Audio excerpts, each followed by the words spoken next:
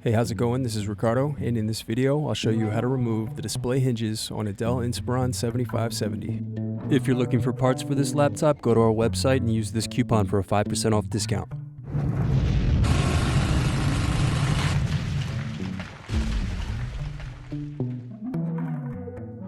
First, remove bottom base screws.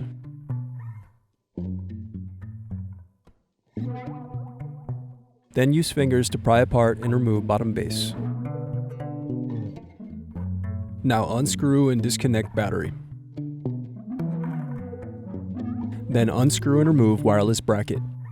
Now disconnect and remove wireless card. Then disconnect display cable.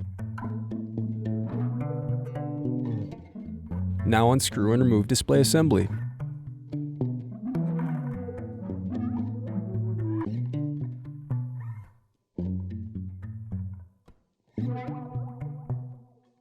Now use thin object to pry apart and remove hinge covers.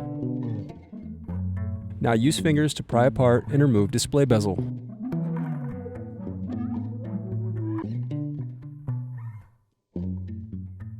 Then unscrew and remove display hinges.